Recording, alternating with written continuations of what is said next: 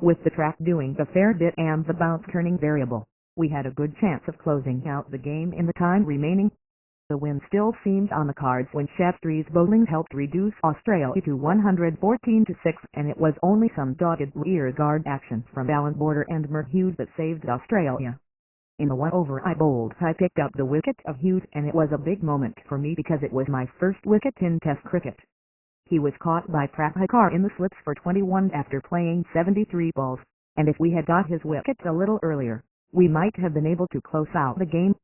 Learning some lessons. Fourth test of the series started at Adelaide on January 25, 1992, and for the first time I was going to bat at the home ground of the legendary Sir Donald Bradman, the greatest batsman to have played the game. While I did not do much at the Adelaide Oval, the team played some good cricket. We lost the match by 38 runs in the end, but we remained competitive throughout and dominated the first 2 days of the match. Capeldead had a good match with both bat and ball, and in our second innings Ether played a wonderful captain's innings, scoring 106. He and Prabhakar, who made 64, had brought us to the brink of victory, but we were eventually all out for 333 chasing 371. With a bit of luck, the series could have been 2-2 at Adelaide. Instead we went to Perth for the final test 0-3 down. I scored my second 100 of the series in the fifth test, which started on February 1st, and I count it as one of the very best I have scored. It was a quick wicket, and for the first time since my debut I was going in at number 4 in a test. I relished the opportunity from the outset and hit 16 boundaries in my 114. By that stage of the tour I had mastered a back foot punch. While most batsmen favored the cut shot at Perth because of the extra bounce, I used the back foot punch that every opportunity, and because I was able to do so against good length balls, it was making the bowler's job that much more difficult.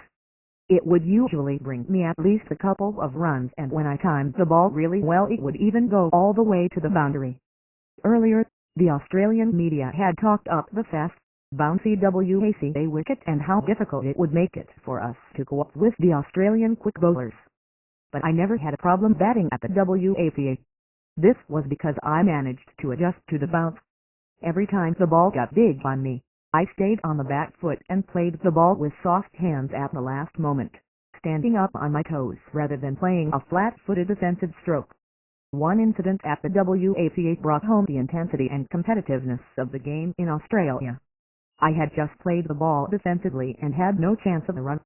In what I thought was the spirit of the game, I was about to pick the ball up and throw it to Alan Border, the Australian captain, who was fielding at gully. When Davy spotted me bending down he screamed at me, saying, "Don't you dare touch the ball." After that I never tried to pick up the ball and throw it back to fielders. It was a lesson in how international cricket is played, and I remembered it till the last day of my career. Meeting a hero. It was on this tour of Australia that I first saw a batsman who had been my hero when I was growing up, though it wasn't on the cricket field. I was in a hotel lobby in Adelaide with Sanjay Manjrekar when a cab pulled up outside. A guy wearing a cap got out and I immediately said, "I've seen him somewhere before." As he got closer I said, "I don't believe it, that's the Richards." When he walked past us and headed up to his room, I turned to Sanjay and told him that I just had to meet my hero. So we went to reception and found out his room number, and I made Sanjay call him. Sanjay had played the series against him in the WSV Indies in 1989, and before long we were on our way to his room. That was my first meeting with Vix. I spent only 3 minutes with him, just to say hello, but it was a very exciting moment for me.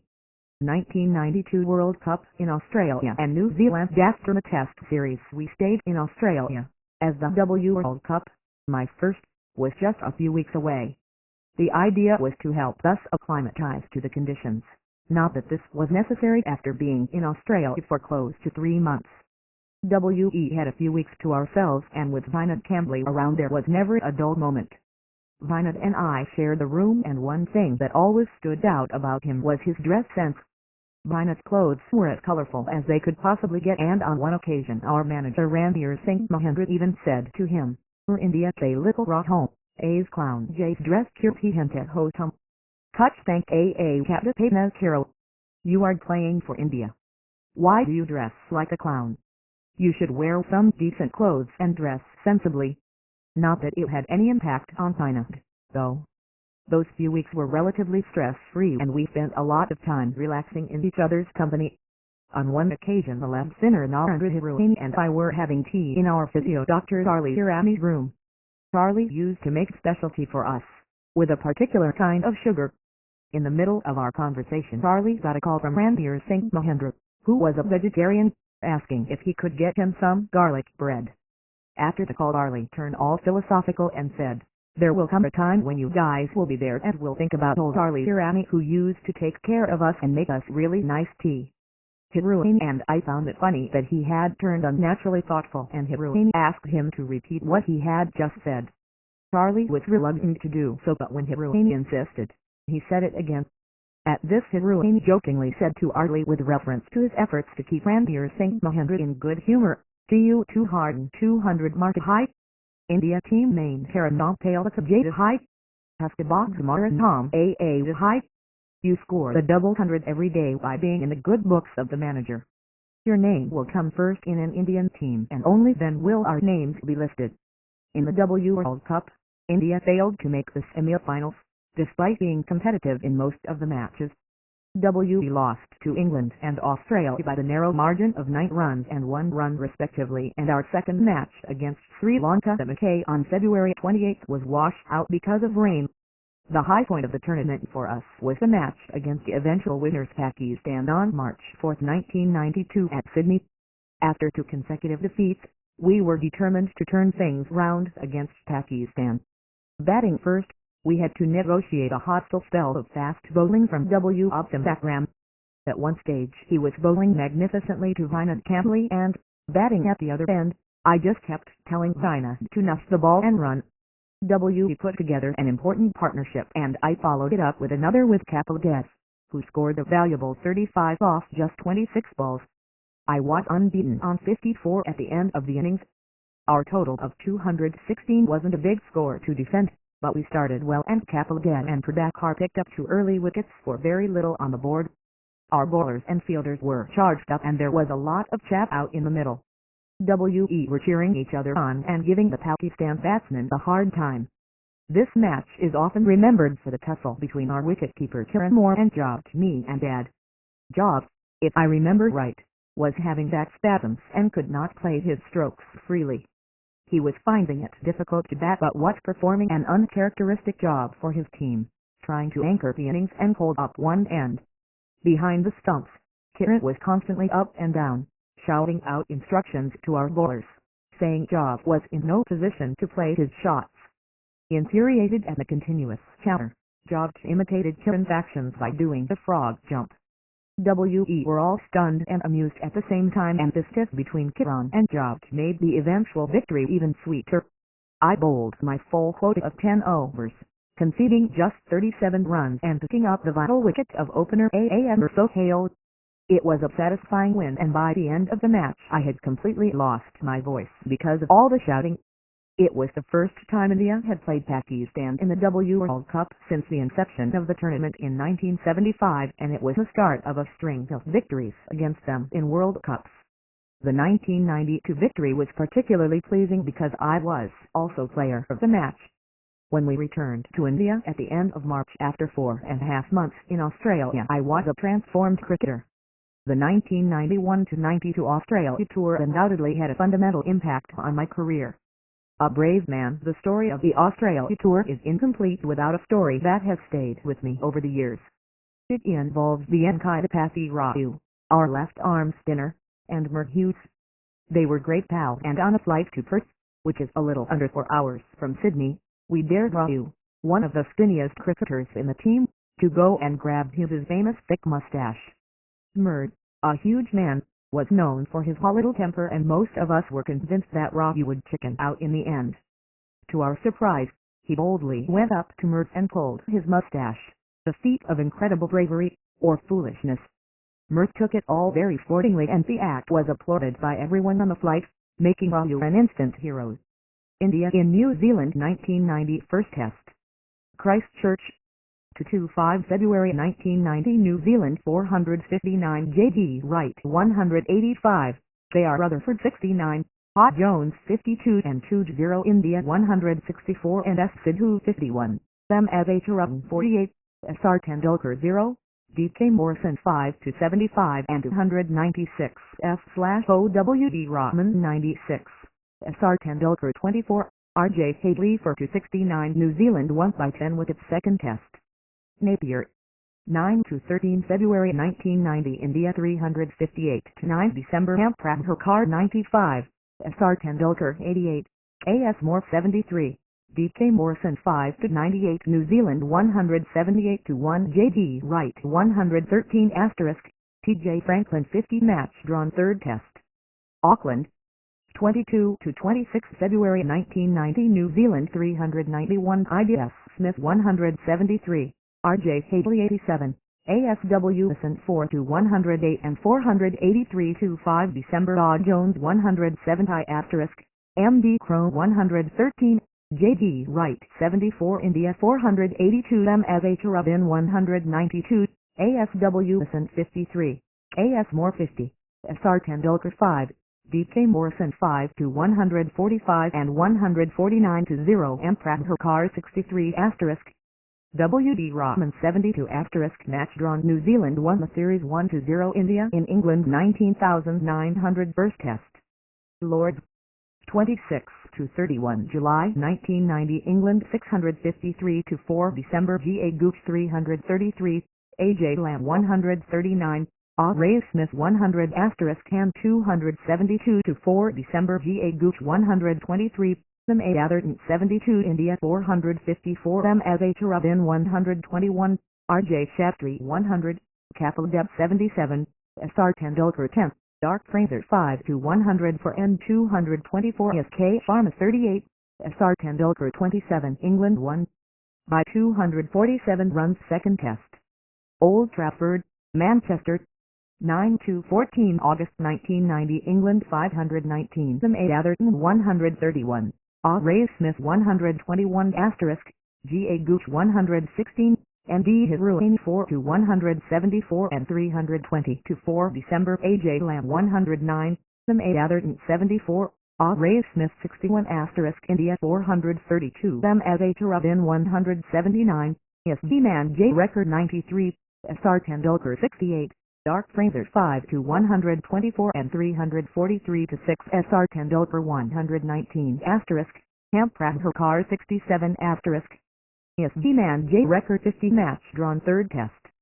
The Oval 23 to 28 August 1990 India 606 to 9 December R.J. Shaftry 187, Kapildeb 110, them as H. Rubin 78, A.S. Moore 61 S.R. Tendulkar 21 England 340 G.A. Gooch 85, Ray Smith 57, E.E. Hemmings 51, Hamprather 4 to 74 and 477 to 4 December F/O.D. Hour 157 G.A. Gooch 88, them A. Atherton 86, A.J. Lamb 52. Match drawn England won the series 1 to 0 India in Australia 1991 to 92 first test. Brisbane 29 November 2 December 1991 India 239 Hamprather 50 for S.R. Tendulkar 16, C.J. McDermott 5 to 54 and 156 R.J. Shaftry 41, S.R. Tendulkar 7, C.J. McDermott 4 to 47, milligrams Hughes 4 to 50 Australia 340 them A. Taylor 94, D.C. Boone 66. Kapildeb 4 to 80 and 58 to 0 Australia won by 10 with its second test. Melbourne 26 to 29 December 1991 India 263 K.S. Moore 67 S.R. Tendulkar 15, Bob Reed 6 to 66 and 213 decibels V and Sarkar 54, S.R. Tendulkar 40, Bob Reed 6 to 66 Australia 349 VR Marsh 86, I.A. Healy 60 P.M. Jones 59, Kapildeb 5 to 97, Hamprather 4 to 84 and 128 to 2 M. A. Taylor 60, D.C. Boone 44 Australia won by 8 with its third test. Sydney 2 to 6 January 1990 to Australia 313 D.C. Boone 129 M. A. Taylor 56 and 173 to 8 AR Border 53 RJ Shastri 4-45, SR Tendulkar 1-2 India 483 RJ Shastri 206, SR Tendulkar 148 Decibels Verzarkar 54, CJ McDermott 4-147 Match drawn 4th test. Adelaide 25-29 January 1990 to Australia 145 DM Jones 41, SL Iraq U 3-11, Capital Depth 3-33, SR Tendulkar 2-10 and 451 DC Boone 135 Them A Taylor 100, they are border 91 Capital Depth 5-130 India 225 Capital Depth 56, SR Tendulkar 6, CJ McDermott 5-76 and 333 Them as A Ravin 106, Camp Pratkar 64, SR Tendulkar 17, CJ McDermott 5-92 Australia won by 38 runs this test. Perth 125 February 1990 to Australia 346 DC Boone 107, they are border 59, Thulium Moody 50. Camp Pratkar 5-101 and 367-6 December PM Jones 150 Thulium Moody 101 India 272 SR Tendulkar 114, AS Moore 43, Mr. Whitney 4-68, milligrams Hughes 4-82 and 141 K Stricken 38, SR Tendulkar 5, Mr. Whitney 7-27 Australia won by 300 runs. Australia won the series 4-0 India in the 1992 World Cup second match. England v India at Perth. February 22, 1990 to England 236-950 over 50 OV India 227-49.2 over 50 OV England won by 9 runs 9th match. India v Sri Lanka McKay. February 28, 1990 to India 1-0 0.2 over 20 OV no result 12th match. Australia v India at Brisbane. March 1, 1990 to Australia 237-950 over 50 OV India 234-47 over 47 OV. Target 236 Australia won by 1 run revised target 16th match. India v Pakistan at Sydney. March 4, 1990 to India 216-749 over 49 OV Pakistan 173-48.1 over 49 OV India won by 43 runs 19th match. India v Zimbabwe at Hamilton. March 7, 1990 to India 203-732 over 32 OV Zimbabwe 104-119.1 over 19 OV. Target 159 India won by 55 runs revised target 24th match. India v West Indies at Wellington. March 10, 1990 to India 197-49.4 over 50 OV West Indies 195-540.2 over 46 OV.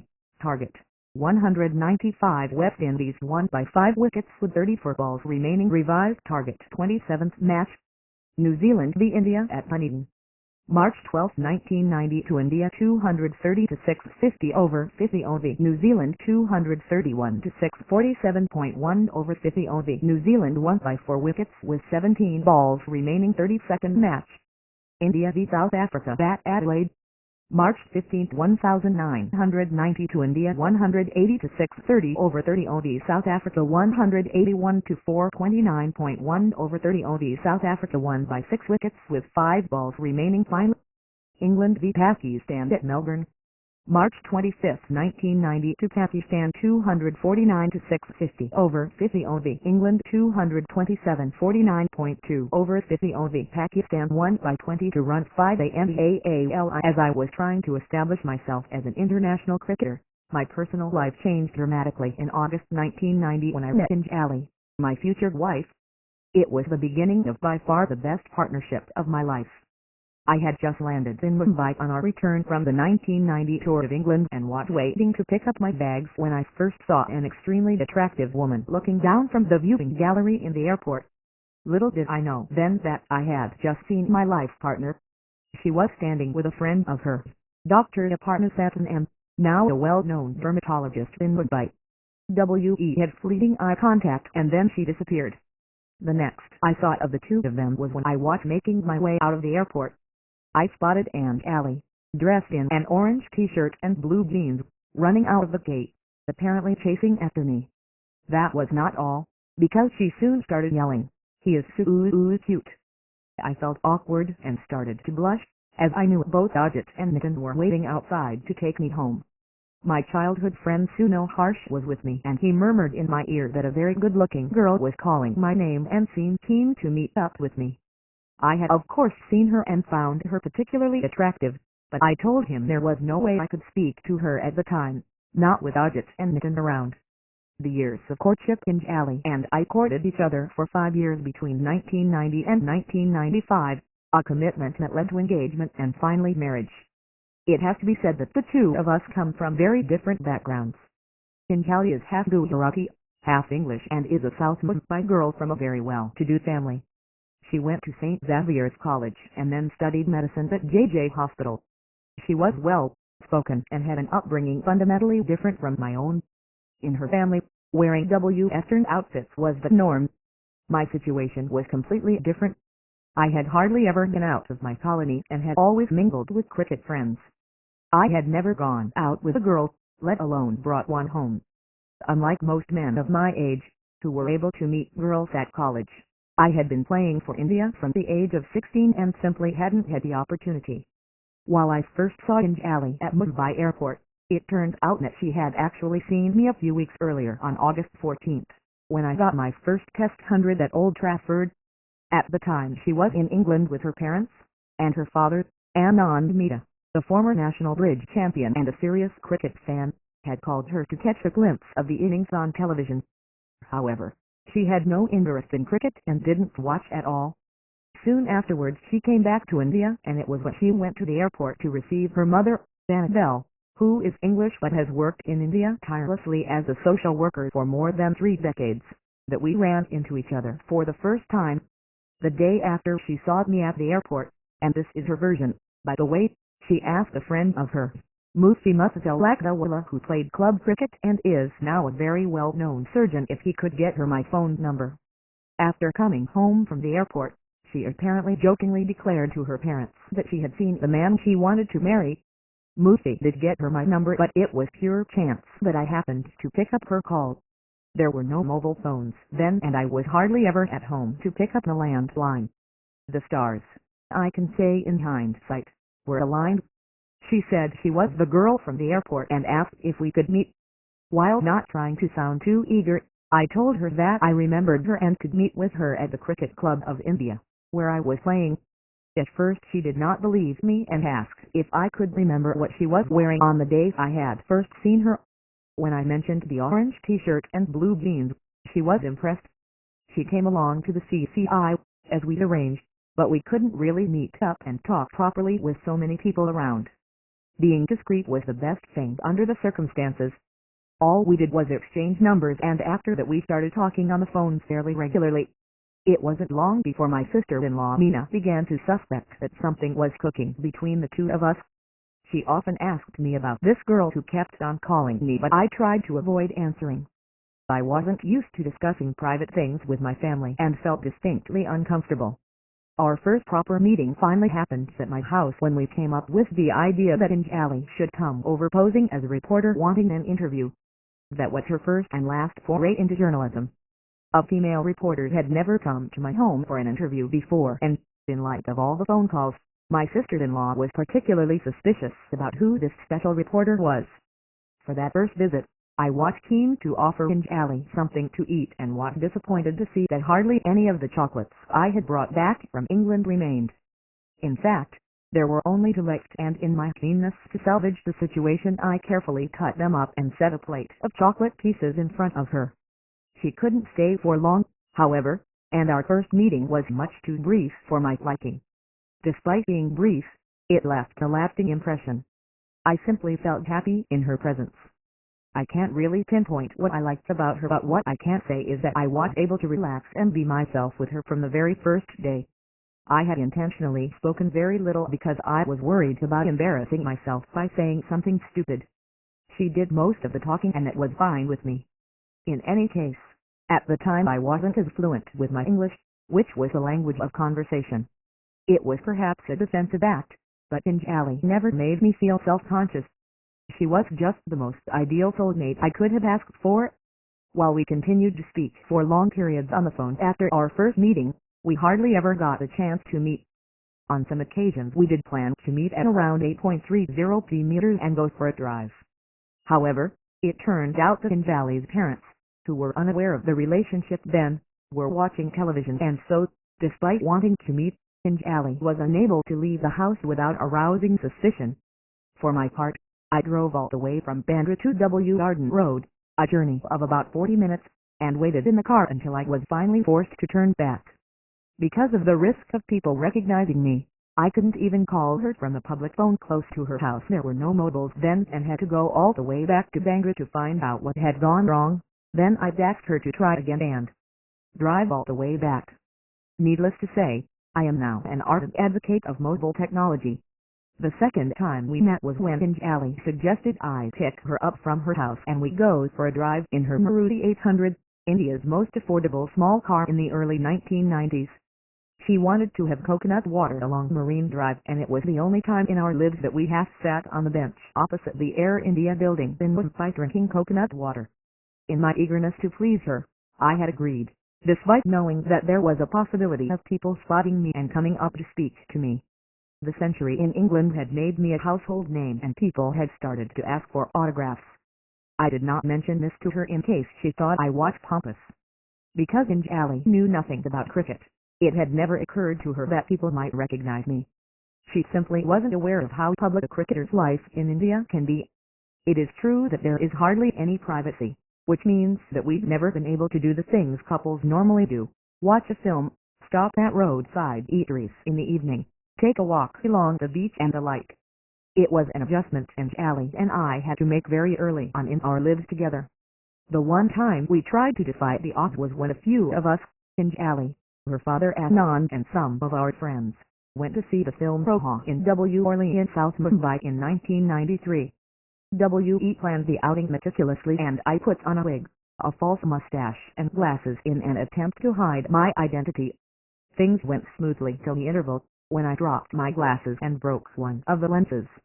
My friends asked me not to put the broken spectacles back on just in case something went into my eye, but in my panic the mustache came off too, and soon people recognized me, causing us all a lot of embarrassment. There was such pandemonium that we had to flee from the cinema halfway through the film. W.E. had a similar experience in Switzerland just a few years ago, when we were holidaying as a family. I had suggested we stay in a chalet rather than in a hotel and do our own cooking. Things were going to plan till the day we decided to visit Interlaken, now famous for Indian tourists as the location of the hit Bollywood musical Dil Wale Hai Le Jaye. W.E. had planned to leave early in the morning and walk to the site. A few of our friends had advised us not to do so in case people recognized me on the way, so instead we hired a horse and carriage. Just as we were setting out, a few of the other Indian tourists spotted me. Within minutes they started following us, and even when I told the carriage driver to go faster, they kept running behind us, trying to catch up. It was only when they realized that they couldn't keep pace that they finally gave up.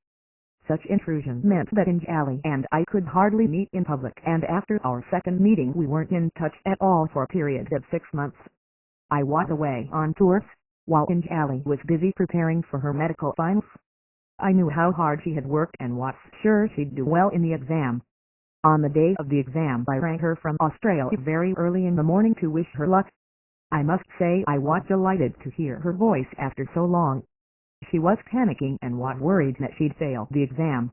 Knowing that was impossible, I said to her that if she failed the examination, so would everyone else in Mumbai. She had always come top, and there was no way it would be different this time round. I also said that the number of hours she studied in a day equaled the total number of hours I used to study in a whole month. It was only much later that she told me that my call made a big difference to her. She felt I must have really cared to have called from Australia after 6 months. It was far more than care, as far as I was concerned. As expected, she topped the examination and wanted to go ahead with pursuing an MD in pediatrics.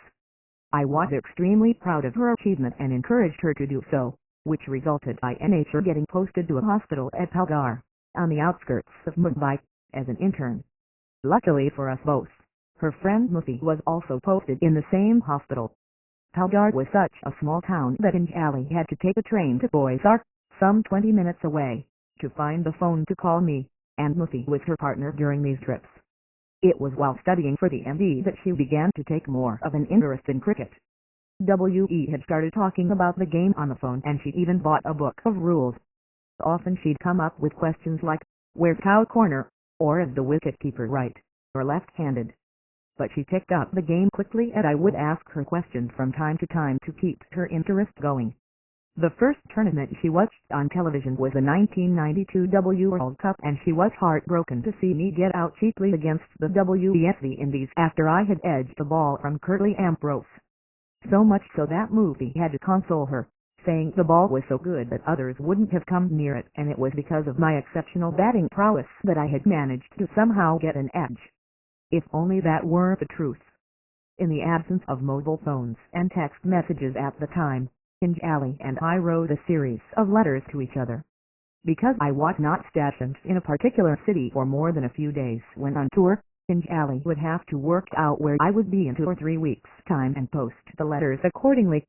These letters remain prized possessions, and when I look at them again, one thing that stands out is Anjali's handwriting. Compared to mine, hers was wonderful to look at. I also have to confess that writing did not come naturally to me. I would often take a very long time thinking through each word that I would write for my beloved. After coming back from the World Cup in March 1992, I visited Anjali in her family's house for the first time. Once again, Muffy played a crucial role. Anjali's parents were told that it was our first meeting and that Muffy had orchestrated the visit. It was carefully stage-managed and was quite a performance. In fact, it was only after we decided to get engaged that we told her parents the real story.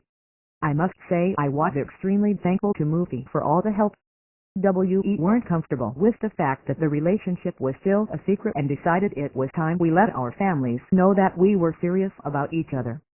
So I asked my childhood friend Sunil Harsh to arrange for Ajit and Anjali to meet, and the 3 of them got together at the Willingdon Club in South Mumbai. Waiting at home, I was anxious the whole time the meeting was on. It wasn't that I was looking for approval as such from Ajit, but it meant a lot to me to see my friends and family like Anjali as much as I did.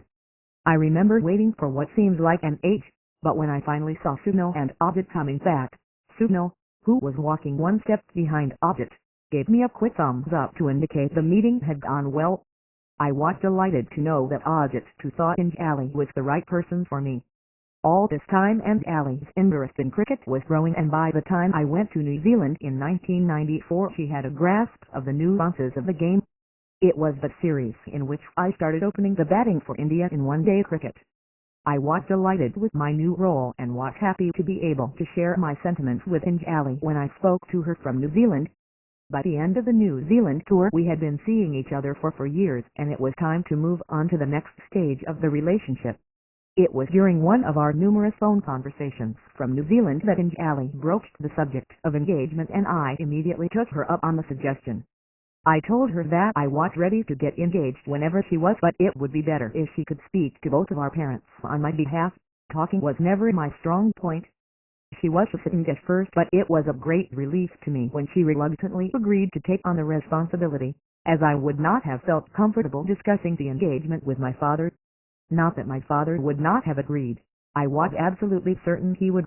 It was just that I felt slightly embarrassed at the thought of discussing my future wife with him. Anjali later told me that she too had initially felt self-conscious informing my parents that their son wanted to get engaged to her. But my parents knew me well enough to realize why she had ended up being the one to speak to them about it, and all they wanted to know was if we both felt the same way about the engagement. They were in fact delighted with the decision. The same thing happened a year later, when it was Anjali who spoke to both families about our wedding plans. She has far better social skills than I do, and I was once again relieved to see her take on the rather difficult task. I have no hesitation in acknowledging that she did a commendable job. Engagement and marriage. We got engaged on April 24, 1994, which also happened to be my 21st birthday. The engagement party was a local affair with family and close friends and was held at Anjali's family's house at W. Garden Road, Breach Candy. in South Mumbai. It was an occasion of great significance in our lives, and we will always remember the joy we felt. Our families were delighted at the union, and it marked a whole new beginning for me. We finally tied the knot on May 25, 1995. Anjali Meeta had become Anjali Tendulkar, and I entered a new phase in my life.